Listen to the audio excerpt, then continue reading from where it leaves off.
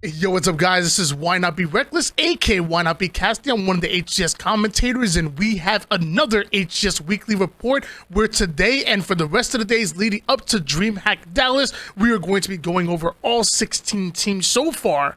We've done all 10 from North America. Now it's time to cross the pond a little bit and go over the 4 teams that are going to be competing in the HCS Global Invitational. And I couldn't do this alone, so I have a very special guest. You know, I'm not going to introduce. I'm allowed him to introduce himself. Outqasted, why don't you tell the people something they don't know about you already?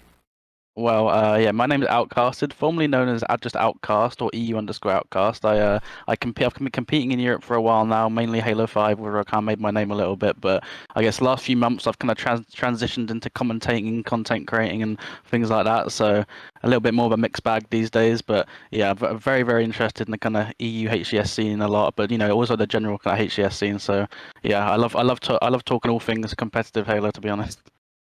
Love that, love that. Now, are you like me, where you just like you couldn't cut it as a player, so you just naturally transitioned into casting, or could you have made it? Could you have gone pro? So you had a choice in going into casting. Yeah. I mean, I competed. I was okay. I was like Halo 5. I was kind of top 6 in Europe.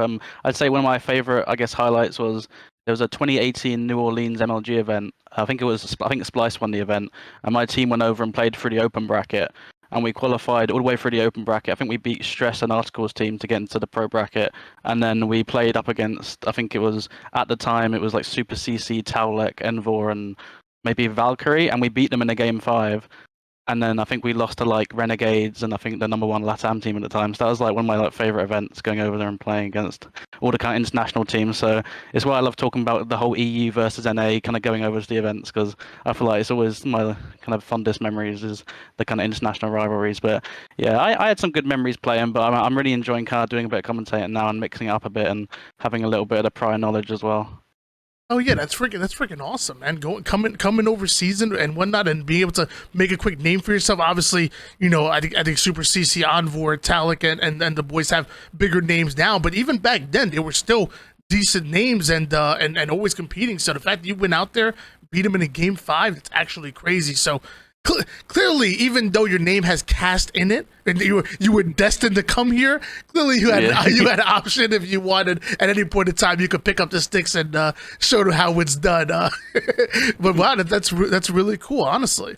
But yeah, we're here to talk about EU Halo. We're here to talk about the top 4 teams in Quadrant, Navi, the Bobs, and J-Lings Esports. But before we actually start with the video, you guys already know we have to have a question of the day. And how do you guys feel about a full English breakfast? Let me know in the comments down below. And you know what, Outcast, since you're here, what is a full English breakfast?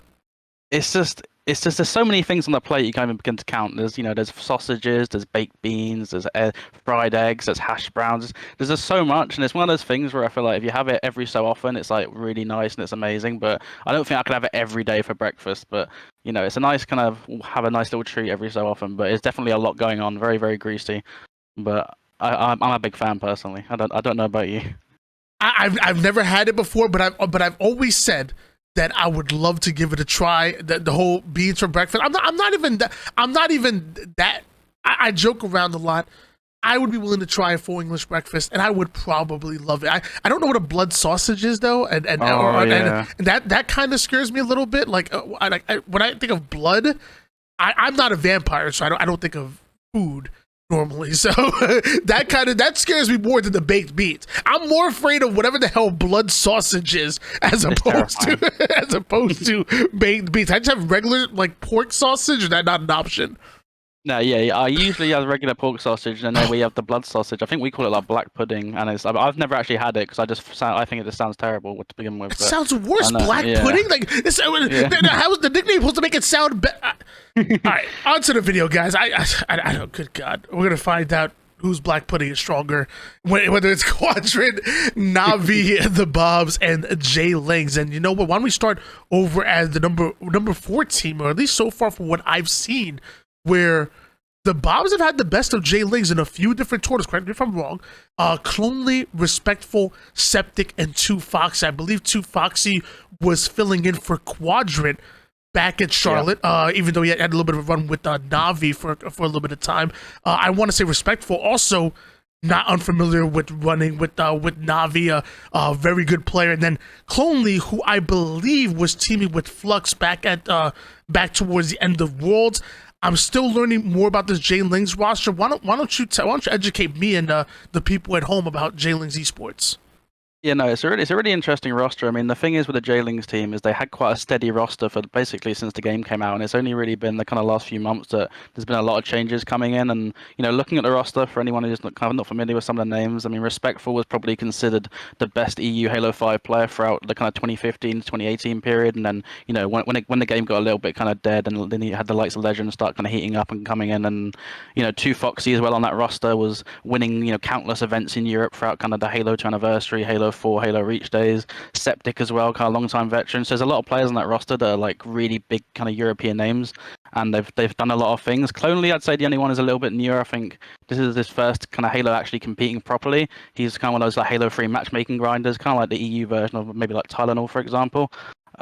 So it's a team where, like, on paper they're a really good team, and like you said, they've kind of been that 4th spot now these last few months. But I guess the only kind of concern people have maybe when comparing them to the other 3 kind of European rosters on the screen is people will maybe question their kind of passion levels a little bit. We don't know if they're kind of all out grinding it, trying to make it back to the top again, or are they maybe a little bit jaded because they've kind of been there, done that, and they're just kind of happy where they are. So yeah, I think I'm excited to see how they do this weekend, because I don't think a lot of people are kind of looking at their pool, giving them much hope. But yeah, on paper, I guess there's a lot of LAN veterans, so I think they've got the possibility on the day to pop off. But yeah, it's kind of hard to know where to place them. Well, when the way you're speaking about J-Lings, though, the one thing that does kind of come into mind is experience. And I think that's really valuable when coming to LAN. Like I feel like when coming to LAN, one of the biggest things that you can't replicate is experience. And lots of times when you're going toe to toe with a team that might be, maybe a little bit younger, maybe fly a little bit more, better shots, I feel like that experience when it gets to that, that 49-49, when it's, that 2-minute drill, you're down by a cap, but yet the teams that have been there and done that and have been on LAN and have found success on LAN, I usually kind of give the edge out towards them. So who knows? Maybe J-Lings might surprise us a little bit. I'm happy to make the comparison with Clonely and Tylenol, because I was kind of similar. I remember when I was casting a little bit of EU during some of the Open series, and that was the same thing. Everybody kept telling me like H3, it comes in the H3 grinder, and when it comes to a BR, he clearly knows how to shoot one. Yeah. But no, I think it's what you said. It's a really good point about they're one of those teams where like they've all achieved so much, they've all played at so many lands, or especially the kind of core 3 of Respectful, Septic, and 2 Foxy, that they're the kind of team that on the day, if they played against maybe an Bobs or a Navi, I wouldn't surprise me if they could cause an upset. But when it comes to kind of online Halo, and maybe they've not got the kind of passion to go all out, I think they're maybe not looking as strong. But I think they are a team that could be like a LAN team, like you said, just because of the experience and how long they've been around for. I just said their names. I'm going to try to replicate. I don't really call them the Bobs, but I hate saying the name. I hate it.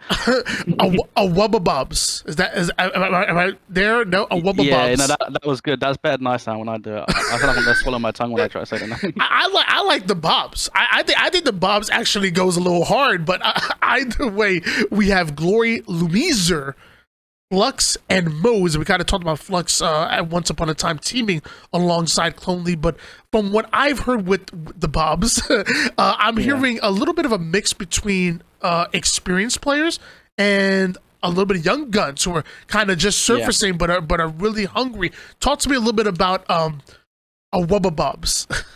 Yeah, so like you said, it's a mix of kind of new talent and kind of old-fashioned kind of experienced players. I mean, Glory GG's, to be honest, came out of nowhere for most of us. He was grinding the game at the start of Infinite. He was absolutely destroying people in matchmaking, getting to finals at free-for-alls, and no one really know where he came from. But he's just one of those players where he's been like kind of one of the standout up-and-coming players in Infinite, maybe alongside the kind of Z Mighties, and just super talented individual player. Lumi, he's in a few different game tags. I think now he's known as Sire. You know, Lumi's. I think he was called Luminescence X at one point. He was kind of like a Halo 5 matchmaking god. I think he was only like 14, 15 years old, just destroying people in matchmaking. And you know, thankfully, he's now kind of found himself on one of these top teams. So yeah, two very kind of young, talented, crack players. And then to kind of round out the roster, you've got Flux and Mose. And Mose obviously been around a while. I think he won a few events in Halo 5 with a kind of Fabi infused rosters. Got top 6 in America.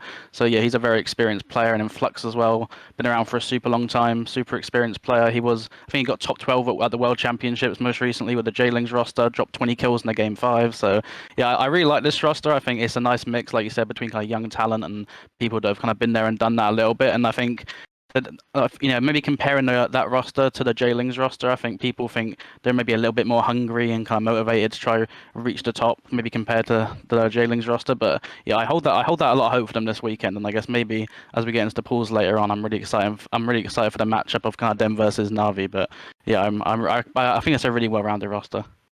I remember when I was talking to, I believe it was Morga, who was competing under J-Lings, and I was honest. I was like, hey, look, I'm looking at your scrim results, you know, leading up until LAN, and it wasn't very good. And he looked at me dead in the eye. He said, "We're not a good online team." And he's like, well, our bread and butter is coming to LAN. Like when you see us on LAN and you compare us online, it is two totally different teams. And when they went to Worlds and did their dance, I was like, wow. He wasn't just blowing smoke, because some people will say stuff like that, and you know, a little bit of excuse, like no, he wasn't blowing smoke. Yeah. The team that was literally losing to online teams and scrims go on LAN and start competing 10 times better. I was like, wow, they're actually looking so much better. And Flux was one of the players that really kind of just was stepping into his own. Like I think I remember that exact 20 kill game 5 that you're referring to, where he's going, where literally they're going off. I'm like, okay. All right, well, they weren't just blowing smoke. They are the real deal when it comes to LAN, and hopefully that's going to happen again. You know, you have a lot of been there, done that with J-Lings Esports. Meanwhile, the Bobs are like, we're gonna have a little bit of a mix. Been there, done that, but also let's shine some light on these young talented players, and hopefully the lights are going to be too bright and they step into their own. Otherwise, they may tend to struggle. Like, hey, I'm one of the players myself out there. If people are watching me play, sitting right behind me and watching, I forget streaming my games. Like just being right behind me and watching me play, I get a little nervous. It's different, man. It really is. Yeah. Yeah, no, for sure. I'm excited for the matchup with them and Navi especially. But yeah, I think I like the whole kind of makeup of that Bob's team. I think it's really, really solid. Oh, you just mentioned Navi. Why don't we talk a little bit about Navi? And this is where we get to like teams that are more, you know, players that are more household names that, you know, us in North America are much more familiar with. Where we're still starting to learn a bit about the Bobs and J-Lings Esports. You have Jimbo, Snaky, Snipe Drone, and Mighty's. I've matched with Mighty's on matchmaking myself, and dude, it's everywhere. There's like if somebody told me he was one of those ninjas from Naruto and he know how to do like shadow clone jutsu, I'd believe it. The man is literally everywhere on the map. Snipe Drone, who at one point was the baddest man in EU. Like when he was on that Ascend roster, like there was so many times where I'm casting over their gameplay and we're all talking about Legend, we're all talking about God bless, I can't remember the young man, Shady and whatnot. We're talking about them, and then Snipe Jones just quietly dropping 40 bombs, like in grand finals, bro. I'm like, oh my gosh. And then Snaky and obviously Jimbo, we all know and love. If there's anybody out there that dislikes Jimbo, we're gonna fight. Just straight up, we're gonna fight. I don't know what's wrong with you. Talk to me a little bit about Navi and maybe some strengths and weaknesses with these. Yeah, I mean, the roster, like you said, is so well kind of balanced. I think obviously Jimbo is just the ultimate kind of EU veteran. He's won so many events. He's been competing for so long. Just can't really say too many bad words about him. I think he's one of those players as well that definitely gets better on LAN, which is really good for that team.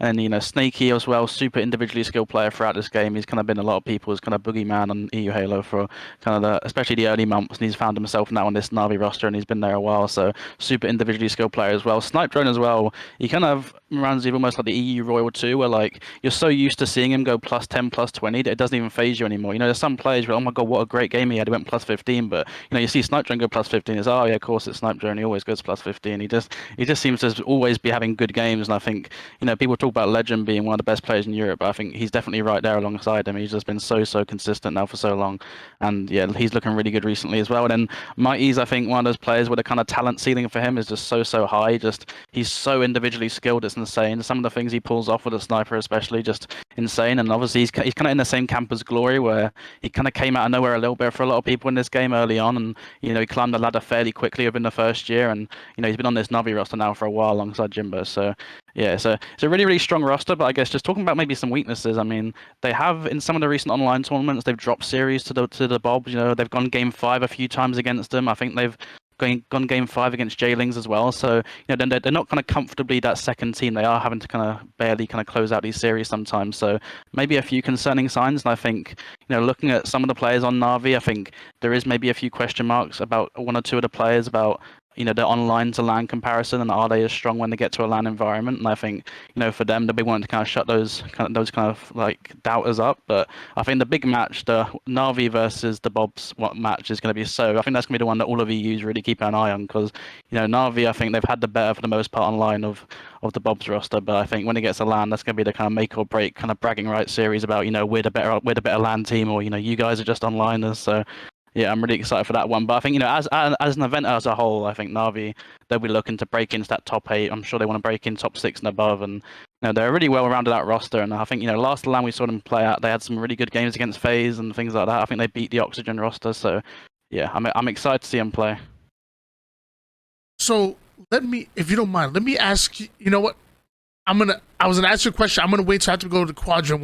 We'll set up this question for all 4 teams. Quadrant, who I think out of every team coming in the EU, I think everybody needs to keep their eyes out on for more reason than one.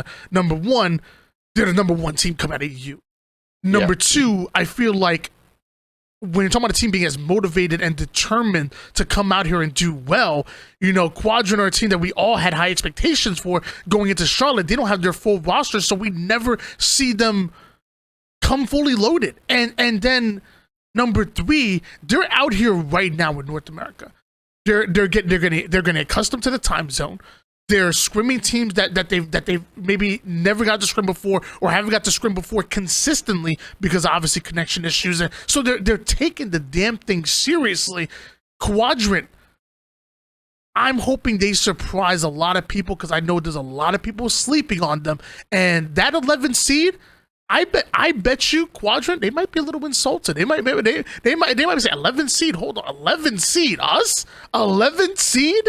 Yeah, talk to me about Quadrant. Yeah, the thing I love about Quadrant, I think, you know, you wonder sometimes with teams that are kind of dominant in their region, you know, like, are they just happy being the best team in their region, or have they kind of got their sights set on, you know, being one of the best teams in the world? And I think Quadrant, definitely, they give off the vibe that they're not just happy being the number 1 team in Europe. They're not kind of just like complacent. They really want to push to kind of get those top NA places. And like you said, I mean, they're traveling over early, getting the boot camps in, getting these scrims against the NA teams. I think a lot of us kind of back in the EU have really got our hopes kind of pinned on them to kind of get the really high placing. We're all kind of in the EU group chats every day posting the scrim results, being, oh my god, look how good Quadrant's doing in this scrim, look how good they're doing in that scrim. You know, they're really looking good recently in the scrims, and you know, you can't really say too much kind of negative about the roster. Just I love the fact that it's a full French roster now. Obviously, a little bit earlier on in the game, we had a bit of a mix between kind of UK and France, but thankfully got a full French roster, so that can only be a good thing. The super talented team. I mean, I know KD isn't everything, but looking at Halo Data Hive recently, Legend just seems to be kind of hitting new levels, just have an absolutely insane series, and he's definitely the kind of, you'd probably consider him the best player in Europe at the moment. He's just looking insane. So yeah, I'm really kind of excited to see how they get on at the event. And you know, even like you said, last event they played with a substitute, 2Foxy, very last minute, and I think they still took Optic to a game 5, if I'm not mistaken. They took Sentinels to a game 5. I think in the end they ended up losing to Complexity for kind of top 8 or top 6, wherever it was. But yeah, I think this is the team that we really kind of pin our hopes on, and I'm really excited to watch them. I'm so excited to see what Quadrant look like, and you, like, for those of you guys watching my content, you know, I root for players, I root for different teams and whatnot, but for most importantly, I root for storylines. And I think Quadrant coming out and getting a top 6, or dare I say a top 4, because it's still wide open right now for top 4, would be a huge storyline. And so I'm going out here. I'm going out with my lime green and black Quadrant jersey. I'm screaming in French. The three words I know in French, I'm throwing it out there. I promise you. I really want to see Quadrant succeed, because it would be huge as far as the story wise. And speaking of placings, and obviously you don't have to be dead right, but I want to give the people at home a bit of a comparison on where these teams are when it comes to the bracket, especially when mixing with North America. That's one thing we don't like. We don't get to see EU mixed with Mexico and ANZ and North America as much. So when it comes to these teams, like give me a floor where it's like, okay, this is the lowest place they can get that they would be happy with. Legitimately contending for X placing, and then what their stretch goal will be. So, for example, I'll do Quadrant, and I'm gonna have you do for all 4 teams if you don't mind. So, when I look at Quadrant, I think of a team walking in the door top 12. Like, walking in the door, this team needs to be top 12. And even that's a little bit even that's a little bit tough. Like honestly, I'm gonna bump it a little bit. Walking in the door needs to be top 8. I think top 12 might be a little bit disappointing in my opinion. Legitimately fighting for top 6. I think if they got top 7, I'm not surprised. I wanted to see them in top 6. And then if they're running super hot, they surprise some people. Maybe Quadrant get top 4, because the top 4 is a bit volatile right now, and that 4th place spot is up for grabs, maybe more than it's ever been before. I think Quadrant, if they're running hot and they're doing their damn thing, maybe we can see them in top 4. So 3 different tiers right there. We'll say top 8, legitimately fighting for top 6, and then a nice stretch goal of top 4. That's where I'm thinking where Quadrant are at. So that puts them in kind of the same boat as Native Red, a G1, a Complexity, if they're able to carry over that same success online to on land. That puts them in that territory. Do me a favor. Where do we see J-Lings realistically? I mean, if you could just switch to the tab with the pause on for a second, I want to have a look at that. Absolutely. I'm not actually 100%. I don't know if you know the format. So if you get 4th in your pool, are you eliminated, or do you get put down to a bracket? Normally, it's the first place goes up against the second seed in another pool, and then 3rd place starts off elimination bracket, and then normally 4th place in pools normally would be gone. Yeah, and I mean, that's the thing about the J-Lings roster is, to be honest, unfortunately, obviously they're the 4th best team in Europe. So when you look at them playing Quadrant, the 1st best team in Europe, like the best team in Europe, I just can't see them beating them, to be honest. So obviously a miracle can happen, and J-Lings got a lot of experienced players, but I think for them to beat Quadrant's going to be really difficult. On the same kind of token as that, for them to be Optic Gaming, the world champions as well, if they can't beat Quadrant, I don't know how they're going to be Optic Gaming. So already, you're looking at that pool, and it's like J-Lings, there's 2 out of those 3 matches look so difficult, and then G1, obviously the last team you'd be looking at, and the players on that roster, I think it's Sab, Boo Boo, just those kind of players. I mean, I think that's a team I'd be looking at where maybe on the day, the experience could push it to a game 5 and maybe eke it out. But I think J-Lings have got such a difficult pool. I mean, as you'd expect, being the kind of 4th seed, that I think, to be honest, I think most people, if I'm being honest, see them placing top 16. If it kind of comes down to having to beat one of those teams in the pool, I think for them, top 12, in my opinion, will be a good placing. I think top 16 though is kind of expected. But I'm sure the players individually on that team, that they won't be thinking about getting top 12, top 8. But I think, to be honest, just seeing where they've kind of landed in the pool, I think top 12 might be the kind of realistic goal to aim for. Even then, that could be very difficult. But I think top 16 is probably a realistic kind of placing for them. Fair enough. Talk to me about the Bobs. Same question. What are realistic expectations for them? I think, to be honest, a lot of people have really high hopes for them. I think that people look at that Navi versus Bob's matchup, and they look at some of the players on both teams, and like I said, maybe a few question marks about the kind of online to LAN kind of transfer, and are they as good? And I think that Bob's roster, I know for a fact they're looking at that Navi team, and they want to make a statement, and they want to beat them. And then by the same kind of token, I mean, looking at the Complexity roster, for me, it's so difficult to know how to kind of judge it, because obviously there's a bit of a stigma with maybe Monster and the Complexity roster about, are they as good on LAN versus online for whatever reasons, whether it's nerves or whatever. So I think, looking at that kind of Complexity roster, I think Navi and the Bobs look at that team, and they see maybe a chance there to cause an upset. And play against a team that might not necessarily be as strong on land. So I think Pool D, I think to be honest, just Pool D generally could be such a mix-up. I think Navi and Bobs look at complexity as beatable, and even Navi, I'm sure, look at native red and think they could potentially be beatable. So I think the Bobs, they'll be thinking all the way probably to top 8. I think they want to probably be getting top 8 if they can. I think realistically for them, I think top 12 would be a realistic goal that they could really aim for. But at the floor, I think obviously the second EU seed Navi versus the third seed Bobs, you'd expect based on that they should probably place top 16. But I think they'll be looking at top 12 as more than doable, and then top 8, I'm sure once they're top 12, they can be aiming for that. But yeah, I think I've got a lot of kind of hope for them as a team. When I look at Pool D, and it may not seem that way, but with all the question marks that are on the table, and even more is going to come to light soon, it's really hard to gauge. Honestly, you can honestly make a good argument for Navi winning. Yeah, it's not unrealistic. Now again, is it probable? Maybe not, but it's certainly not impossible. We don't know what level of complexity we're going to see. Native Red, obviously have been consistently getting 4th place over the last 3 tournaments, but when you look at them historically, they've historically been inconsistent. They play up to their competition, but let's be honest, sometimes they play down to their competition, and they can get upset. So this is a tough bracket, especially because we're going to talk a little bit about the Bobs and their recent tournaments. We'll talk about that soon. So we kind of have Navi and Bobs a little bit closer than expected. So why don't we talk about Quadrant then? Where do we see Quadrant realistically placing? I think realistically, I think top 6, to be honest. It's so difficult and it's easier said than done, but I almost compare to them almost like the native white roster. I think if native white can get top 4, then why can't Quadrant get top 4? I think Quadrant is such a strong roster. They have so much individual skill, very similar to that kind of native white roster that went on that crazy run. I don't expect Quadrant to kind of have a nice comfortable 3-0, 3-1 run all the way to top 4. I think if they're going to do it, it might be in a kind of similar fashion to native white did, winning all those kind of crazy game 5s and having these tense series. But I think for them, I think they'll be probably heartbroken with anything below top 8.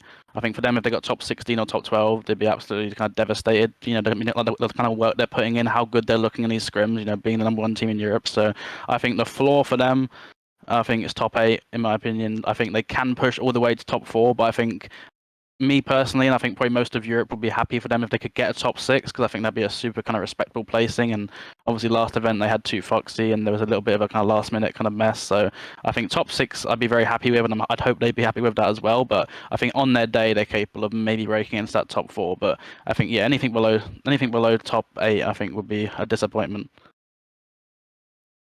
Well, they say you can't know where you're going until you know where you've been. So let's talk about the last 3 major tournaments, 2 4Ks and 1 2K in between it, and let's see where these teams have placed. Starting with the first 4K Open Series here for EU, and right off the rip, I'm looking at this, I'm like, well, what the hell happened here? Because you talked about Navi and the Bobs being closer than a lot of people think. I mean, how else can you represent that? Other than Quadrant winning, do what they normally do. They're top dogs in EU, but the Bob's getting 2nd place, J-Lings getting 3rd, and Navi finishing 4th. It's Talk crazy. to me. I mean, that was the week that really made all of Europe kind of take a step back and be like, wait a second, what's happening here? Because we kind of just got so used to seeing Navi Quadrant final, sometimes Quadrant win most of the time, but then sometimes Navi win, and suddenly just Navi get 4th place, and you can put it down to a bad day. But even since then, I think Navi, they've had the better of those teams, but they've still been going to game 5 in those series. So I don't think Navi, from their perspective, are probably as comfortably kind of away from that kind of 3rd and 4th team as they'd like. They have so many of these close series, and like I said, I think looking at maybe the LAN matchup could be interesting. But yeah, I think Navi, they've looked a little bit shaky at points in some of these tournaments, and I think that's definitely why I think a lot of teams have so much faith in the Bobs roster, especially to be able to cause a few upsets and maybe go on a bit of a run. I think J-Lings, that's probably one of the best tournaments I've seen them had kind of in a while, and you see there like another game 5 of Navi. They seem to go to so many game 5s, but Quadrant on the flip side, just so painstakingly consistent. Just it seems like Navi are a good matchup for Quadrant when they do play each other, but it seems like Navi are definitely a lot more vulnerable against these kind of third and fourth seed teams than Quadrant are. So it's definitely an interesting dynamic. So we're going over the upper bracket. If there's anything you want to mention, you're more than welcome to. We kind of talked about a little bit. Quadrant 3-1 over J-Lings. The Bobs 3-2 upset over Navi, and they had to take it to a game 5 in order to do that. So obviously Navi still very much within it, and then Quadrant coming out with the 3-0 in the winners bracket finals, guaranteeing a spot for them in the grand finals. Was there anything that kind of stood out to you within those 3 matches in the upper bracket, not including the grand finals? I think it's more just the Bob's ability to beat Navi, but also just the way they're doing it. It feels like they just it always seems to be going to those game 5s, and I think it doesn't really surprise me too much. Quadrant kind of looking as strong as they are, but I think even if I think back to the most recent tournament I watched in Europe, I think Navi beat Bob's in 2 game 5s in the winners and the losers bracket. So they still beat them, but it's just so often these series are going right down to the wire. So it just, I'm sure, Navi, they want to be maybe opening that gap up a little bit more in terms of establishing their dominance as the second best team. But the fact that they've kind of found themselves both in the same pool and they just always go to a game 5, I just think you can ask for something to be scripted in a better way for a kind of crazy matchup. But I think people, Navi, they'd be expected to win, but it could be a crazy upset if the Bobs could get the victory. And maybe they're gonna toss the script. Maybe they're not going by the script today. Now going into the elimination bracket, the semifinals, J-Lings did also beat out Navi this event 3-1. Eventually, the Bobs go at it with J-Lings in the same result, but this time 3-1 in favor of the Bobs, and that brought us into our grand finals where Quadrant did 3-1 the Bobs. Anything from that kind of stood out to you, or was this not surprising? I mean, J-Lings beating out Navi, that's still another upset as well. Anything you want to talk about here? I think the J-Lings team, just especially to highlight them, obviously I spoke about how they've got a very, very difficult pool, and I don't think I'm being too harsh in saying that most people look at that pool and think they're going to really struggle to win a series, but I think, seeing that they can beat a team like Navi, that just shows the kind of strength they have in terms of the experience. I think when you've got players that have won as many events as they have and played at as many kind of big, main stage matches, I think their ceiling as players to really kind of up their level when it gets to a big important match, maybe when there's a bit of rivalry on the line, or when it's a main stage match, I think they have that capability. So even though, if I had to kind of predict who's going to win the majority of the time in a J-Lings versus Bob's match or a J-Lings versus Navi match, and I might pick against them, I think, on any given day, if those players are up for it and they kind of get themselves motivated, I think they have the kind of capability to cause an upset. So I'm hoping, as we are coming to a LAN this weekend, I'm hoping we can see a little bit of that kind of play in their favor. We're going to find out if J-Lings have any kind of other success with the next 2 major tournaments. But either way, J-Lings come out of 3rd place, beating out Navi. I mean, that's nothing to hang your head lows about. It definitely something you got to highlight, and hopefully we see them be competitive as well and surprise some people like they've already done on land before back at Wolves. We've already seen J-Lings surprise some people, so why not again? And now we go to April 30th, the 2K that separated the 2 4Ks, where Navi finishing off in 1st place, Quadrant in 2nd, the Bobs in 3rd, J-Lings in 4th. This was a 2K, and was there anything special about this event at all? Like, did Navi just come out swinging? Was there some kind of forfeit or something? What happened here from 4th to 1st? This event just kind of demonstrates Navi and how they can be so up and down as a team. I mean, like I said, they've beat Quadrant several times in these online tournaments. So, like, for them to beat Quadrant, it doesn't, shock me. But at the same time, they also just consistently kind of look vulnerable against the 3rd and the 4th team. So it almost just seems like a week-by-week basis, whether they kind of scrape past these game 5s. And, once they get in a position to play Quadrant, they look competitive. But then on the flip side, Quadrant, even if they do kind of barely lose a series to Navi, they seem to be able to comfortably kind of beat those 3rd and 4th seed teams. So it seems like, Navi on their day, they've got a lot of talented players, but maybe struggling with a little bit of consistency. But on the Quadrant side, I'm sure they were very disappointed kind of getting that 2nd place, but they always seem to find themselves in that top 2. And I think the majority of the time they're in 1st place. But yeah, I think Navi, it's definitely concerning as an EU fan going over to America, kind of seeing them struggle with a bit of consistency. And I think, that's something we've kind of worried about as a fan base sometimes, especially when they go over to America. They've not always had the best success against the American teams. So it's just it seems like sometimes with Navi, it's just which Navi turns up on the day. But when they're firing, they're really firing, and they look like a really scary team. I'm just imagining what if instead of the 2K, what if Navi come out like this and get the first place seed in the second 4K, which we'll talk about that soon. Like, how crazy would that have been? Because then that just flips the whole pools up on its head right there, and who knows what happened. But to kind of talk about to kind of actually put some info behind it, Quadrant did 2-0 J-Lings. Eventually, Navi did 2-0 the Bobs. Quadrant did 3-0 Navi in that winners bracket finals. Then when we go to elimination bracket, the Bobs 3-1 J-Lings. So once again, kind of the Bobs have kind of been that third place squad. J-Lings kind of been the fourth, other than the first event that we saw, Navi 3-1 over the Bobs. And then we get to that grand finals, and Navi 3-2 Quadrant, forcing the bracket reset, and then 3-1 them after that. That is something. So anything out of any of those matches, if you want to even go back, anything out of any of those matches that kind of stood out to you?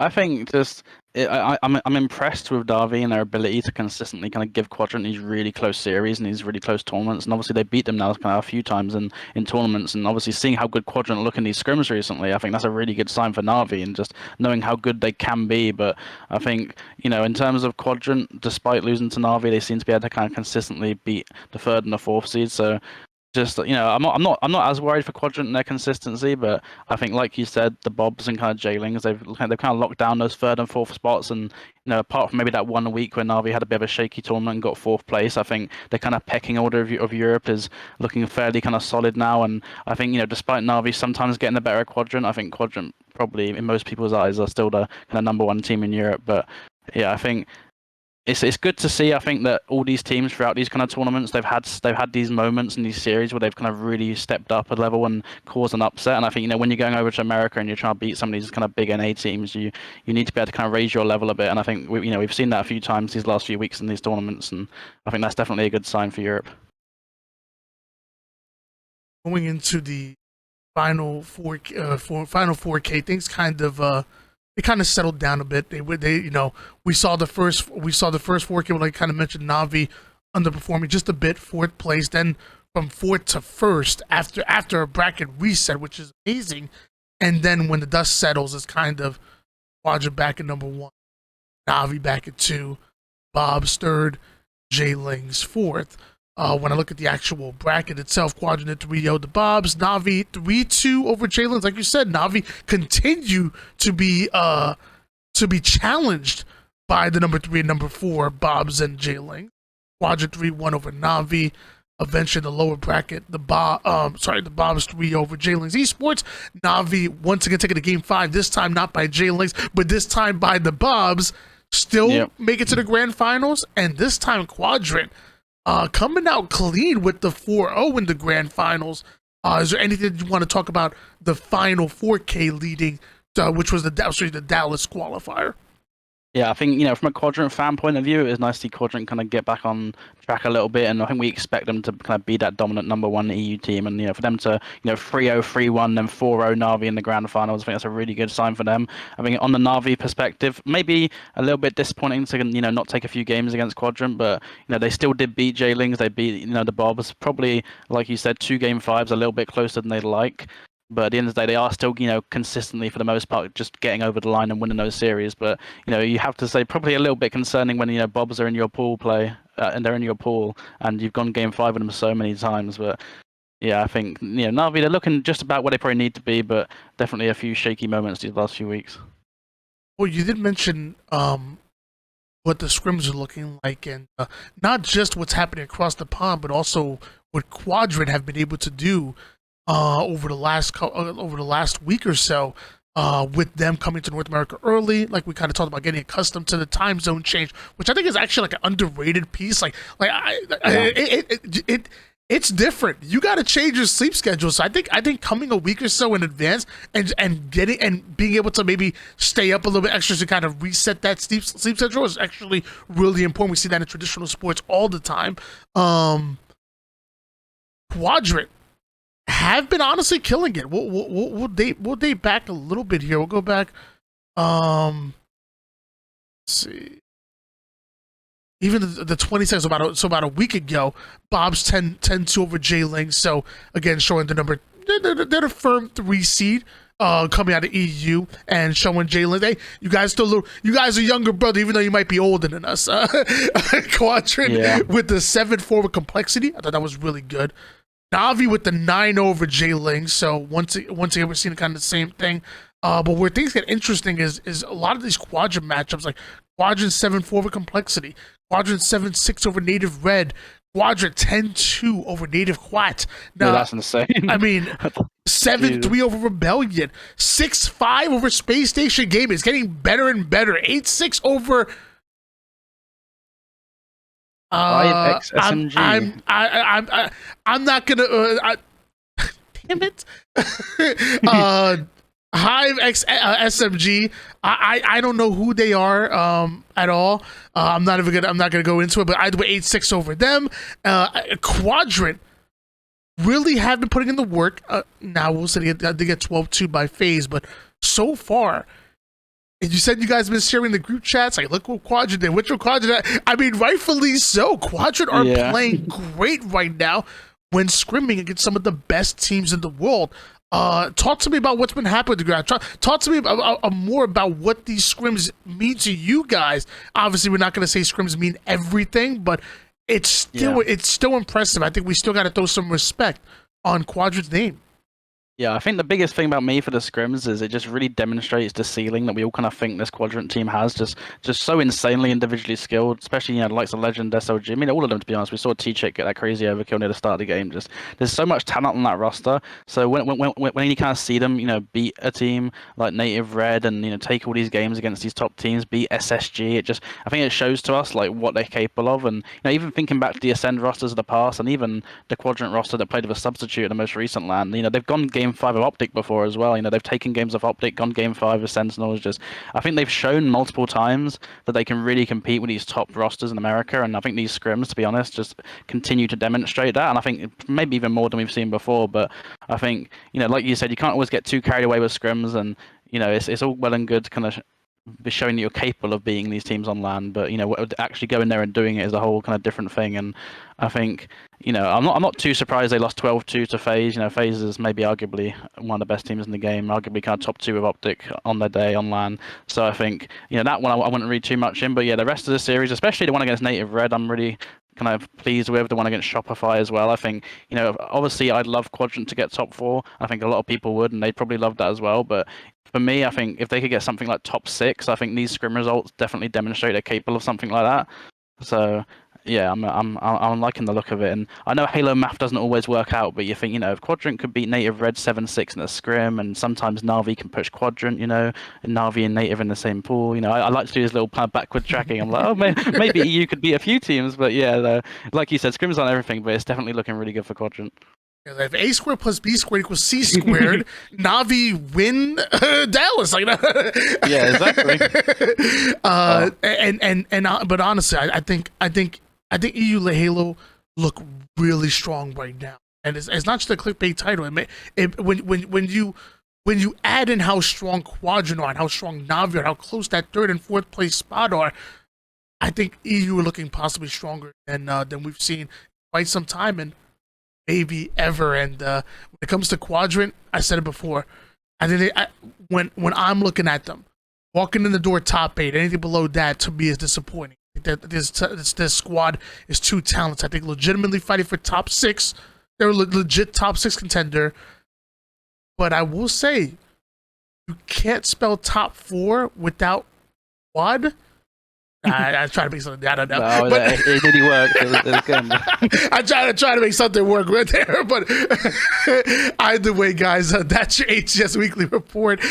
EU Halo looking stronger than ever before. Let me know in the comments down below what you guys think. Where do you guys see Quadrant landing? Can they be top 4? Do you have them closer more to top 12? Let me know in the comments down below. And Outqasted, before you go, just give you an opportunity. Where can we find you? Are you on social media, on Twitter? Are you on Twitch? Where can the people at home find you? Yeah, so my tag Outqasted, the way it is in the kind of description of the title, is basically the same for everything. So, my Twitch name, twitch.tv/Outqasted, twitter.com is Outqasted. Yeah, basically just Outqasted everywhere. So, yeah, I do stream from time to time, kind of cover some EU matches. I occasionally kind of get in on the commentary as well, do a few kind of podcasts and stuff. So, I like to try and mix it up here and there, but just, yeah, a big kind of EU Halo fan and always trying to provide some coverage and some content when I can. So, yeah, just Outqasted kind of on every platform you can think about potentially. Yeah, thank you, Tony. I appreciate you having me on there. It's been fun. It really has been. I was going to share the Twitch as well. If you don't mind, twitch.tv/Outcast. Outcasted on all social media, guys. Make sure you guys check it out. And God, that was. Oh my God. I'll do it. But no, honestly, thank you very much. I really do appreciate it.